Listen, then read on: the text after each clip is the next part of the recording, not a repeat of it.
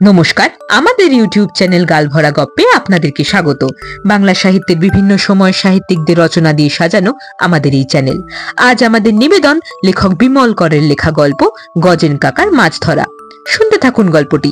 কেমন লাগলো জানাবেন কমেন্ট করে, ভালো লাগলে লাইক করবেন, শেয়ার করবেন বন্ধুদের সাথে, আর চ্যানেলটা সাবস্ক্রাইব করতে ভুলবেন না।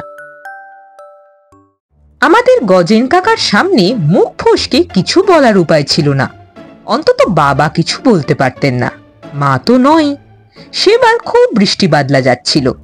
একটানা ৩-৪ দিন বৃষ্টির পর ধানবাদ শহরের মাঠ ঘাট কবরখানার আশপাশ গোশালা সমস্ত ডুবে গেল। রেল লাইনের পাশে যে মস্ত ঝিল মতন ছিল, যাকে আমরা লোকো ট্যাঙ্ক বলতাম, তার জল চারদিকে ছড়িয়ে পড়ল। রেল লাইনটাই না ডুবে যায়। লোকো ট্যাঙ্কে অনেকেই মাছ ধরতো তখন, বছরের 12 মাসই। কেউ শখ করে, কারোর বা নেশা ছিল মাছ ধরার। তা সেবার ওই টানা বৃষ্টির পর ট্যাঙ্কের জল যখন ছাপিয়ে মাঠে ঘাটে ছড়িয়ে গিয়েছে, তখন মাছ ধরার ধুম পড়ে গেল। আমাদের বাড়ির কাছেই থাকতেন চাটুজ্জে কাকা। মাছ ধরার নেশা ছিল তাঁর। তিনি ছিলেন রেলের গার্ড সাহেব। যেদিন বাড়ি থাকতেন কিংবা সুযোগ পেতেন, সেই দিনই ছিপ হাতে বেরিয়ে পড়তেন মাছ ধরতে।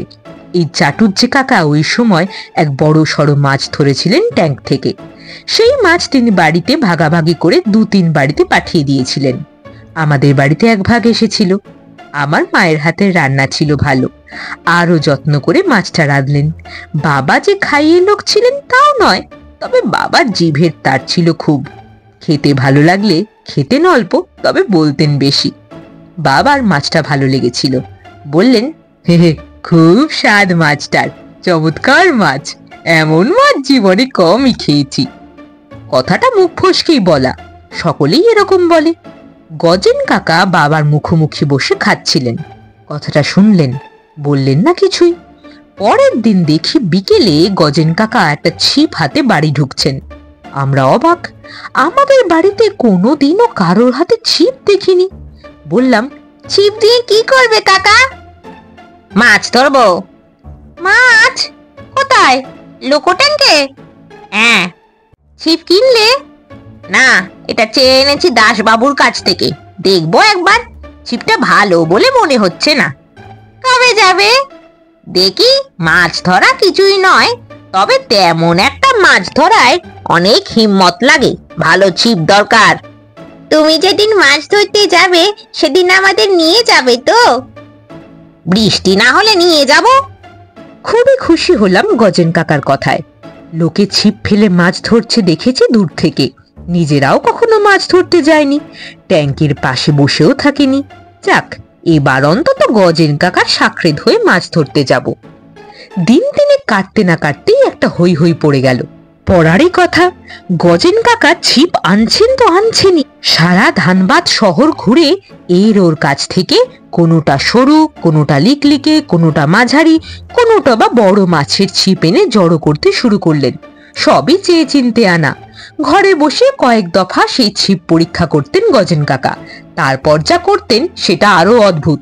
আমাদের নিচের দালানে একটা বড় চৌবাচ্চা ছিল, জলও ভরা থাকতো। গজেন কাকা আমাদের বলতেন ভারী ভারী জিনিস এনে চৌবাচ্চায় ডুবিয়ে সেটা ছিপের ডগায় বেঁধে দিতে। আমরা মায়ের রান্নার বাসন কোসন, শিলের নোড়া, হামানদিস্তের মুগুর, যেখানে যা পেতাম এনে কখনো দড়ি দিয়ে বেঁধে দিতাম ছিপের ডগায়। গজেন কাকা ছিপ ধরে টান মারতেন, বলতেন ছিপের জান পরীক্ষা করছেন। আসলে কাকা কমসে কম একটা 7-8 সিঁড়ি মাছ তো ধরবেনি। কাজেই কষ্ট করে মাছ ধরার পর সেটা ওঠাতে গিয়ে ছিপ যদি ভেঙে যায় তবে কি হবে? কথাটা ঠিকই। আমরা ভাই বোনরা গজেন কাকার বুদ্ধির তারিফ করতাম। এই সব কাজকর্ম একটু লুকিয়ে চুরিয়ে হতো, যেন মায়ের চোখে না পড়ে যায়। রান্নাঘরের বাসনপত্র, শিল নোড়ার এই দুর্গতি মা সহ্য করবেন না। ধর্মের কল বাতাসে নড়ে। মা ধরে ফেললেন একদিন। গজেন কাকা মাথা চুলকে বললেন, দাদা সেদিন মাছটা খেতে খুব ভালো লেগেছিল, ওটা ছিল বড় কাতলা, পাকা রুই আরো ভালো লাগবে। আমি একদিন সে রাষ্ট্রিকের একটা মাছ ধরবো ভাবছিলাম বৌদি। মা বিলক্ষণ চেনেন গজেন কাকাকে। বললেন, মাছ পুকুরে থাকে, চৌবাচ্চায় নয়, তুমি পুকুরের পাড়ে গিয়ে বসে থাকো গে। গজেন কাকা বোধহয় দুঃখই পেলেন, কিন্তু হাল ছাড়লেন না। বোধহয় পরের দিনই গজেন কাকা শটান ট্রেনে চেপে চলে গেলেন আসানসোল। সেখান থেকে সন্ধেবেলার গাড়িতে ফিরে এলেন মস্ত এক ছিপ নিয়ে, চকচকে হুইল। ছিপটা দেখে আমরা বেজায় খুশি। কাকা বললেন, আসানসোলের আড্ডি কোম্পানিতে এর চেয়ে ভালো ছিপ আর ছিল না। কাগজে মোড়া ৮ ডজন বড়শিও দেখালেন গজেন কাকা, ছোট বড় বড়শি।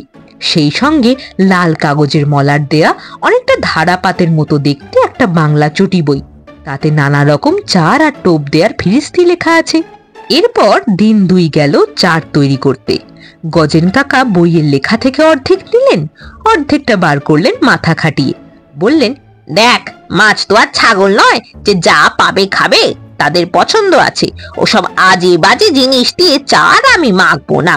খেতে ভালো, গন্ধ আছে এমন জিনিস দিয়ে চার তৈরি করব।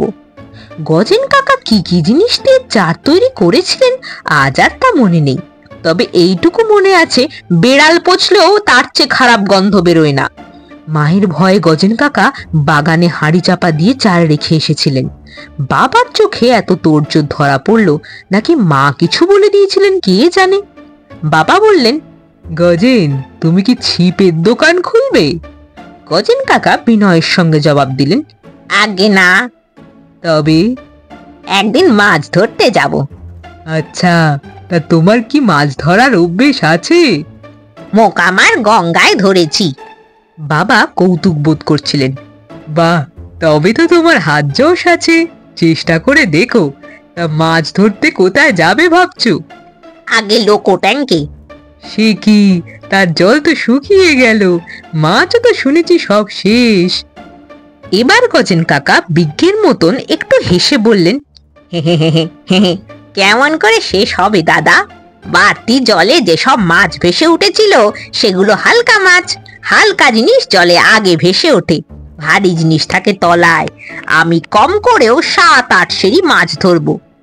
গজেন কাকার কথায় বাবা হেসে বললেন, হুম, তা ঠিক, দেখি কষের মাছ ধরতে পারো।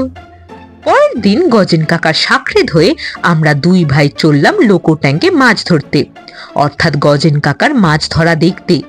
মেয়েদের মাছ ধরতে যেতে নেই বলে তুলতুলিকে আমরা সঙ্গে নিলাম না। সে ভীষণ চটে গেল। মা বারবার বলে দিলেন, জলে নামবে না তোমরা। বর্ষার দিন, মেঘলা অল্প স্বল্প হবেই, 2-1 পশলা বৃষ্টিও হতে পারে। গজেন কাকা বড় একটা ছাতা নিলেন, আমরা 2 ভাই নিলাম ছোট ছোট ছাতা। গজেন কাকা ছিপটাকে ঘাড়ে চাপিয়ে ছাতার বাঁটে অমন বিদখুটে গন্ধওয়ালা চারের কৌটো কাপড়ে পুঁটলিতে ঝুলিয়ে মাছ ধরতে চললেন। পিছু পিছু আমরা। দেখলে মনে হবে গজেন কাকা আমাদের সঙ্গিনধারী সেপাই। লোকো ট্যাঙ্কের জল তখন সত্যিই কমে গিয়েছে। চারদিকে কাদা কাদা ভাব, বড় বড় ঘাস, নানা রকম লতা পাতা, শ্যাওলা, শাপলা। ট্যাঙ্কের একদিকে রেল লাইন, অন্যদিকে মাঠ। তখন দুপুর। ভাত খেয়ে আমরা বাড়ি থেকে বেরিয়েছি। মাইল খানেকের বেশি হাঁটা হয়েছে। মেঘলা মেঘলা ভাব থাকলেও দর দর করে ঘামছি। মাছ ধরার ভিড় নেই ট্যাঙ্কে। নেহাত মাছ ধরার নেশা যাদের, তেমন 5-7 জন বসে আছে ছাতা মাথায়। অন্যদের অনেক দূরে রেখে গজেন কাকা একটা জায়গা বেছে নিলেন। জল বরাবর সরু মতো একটা তক্তা পাতা, চারদিকে শ্যাওলা আর শাপলা। গজেন কাকা তক্তার ওপর বসে বেশ কিছুক্ষণ সব নজর করলেন। তারপর চারের কৌটো খুলে সেই অদ্ভুত পদার্থ পাঁকের সঙ্গে মেখে নিয়ে তাল পাকিয়ে জলে ছুঁড়তে লাগলেন।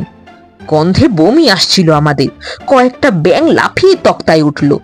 আমরা তক্তার ত্রিসীমানাতেও থাকলাম না। গজেন কাকা হাত ধুয়ে একটা মহাদেব মার্কা বিড়ি ধরালেন, বোধহয় গন্ধ কাটাতে।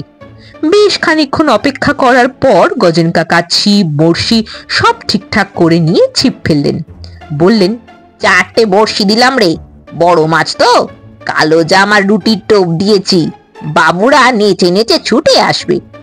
আমরা 2 ভাই সামান্য তফাতে বসে পড়লাম। গজেন কাকা ছিপ ফেলে জলের দিকে তাকিয়ে থাকলেন। মাঝে মাঝে কথা বলছিলেন আমাদের সঙ্গে, মাছ ধরার গল্প বলছিলেন। মোকামার গঙ্গায় কাকা রুই, কাতলা, মৃগেল, গলদা কত কি ধরেছে। মাছ ধরা হলো বুদ্ধির খেলা, মাছের সঙ্গে বুদ্ধি খেলিয়ে লড়তে হয়। দেখতে দেখতে 1 ঘন্টা কাটলো। বিকেল 4টের গাড়িও চলে গেল। মাঝে মাঝে মালগাড়ি যাচ্ছে লাইন দিয়ে। মাটি যেন সামান্য কেঁপে উঠছিল গাড়ি যাবার সময়। যতবার গাড়ি যাচ্ছে ততবার গজেন কাকা বিরক্ত হচ্ছেন, যেন মাছরা শব্দ শুনতে পাচ্ছে গাড়ি। 2 ঘন্টা কাটলো, 3 ঘন্টা, বিকেল শেষ। আকাশে একটু কালচে মেঘ উঠেছে। আমাদের ভয় করছিল আর খানিকটা পরে বিকেল মোড়ে সন্ধে হয়ে আসবে, বৃষ্টিও আসতে পারে। অন্ধকার হয়ে গেলে এখানে বসে থাকবো কেমন করে? গজেন কাকার কোনো হুঁশ নেই। ফাতনা দেখছেন এক দৃষ্টে, মাঝে মাঝে আকাশের দিকে তাকিয়ে চোখ সইয়ে নিচ্ছেন। আমরা অধৈর্য হয়ে উঠছিলাম। আর কতক্ষণ বসে থাকা যায়? খিদে পেট চোঁচো করছিল। মাছরা একটুও নেচে নেচে আসছে না। কাকা, মাছ আর আসবে না, বাড়ি চলো।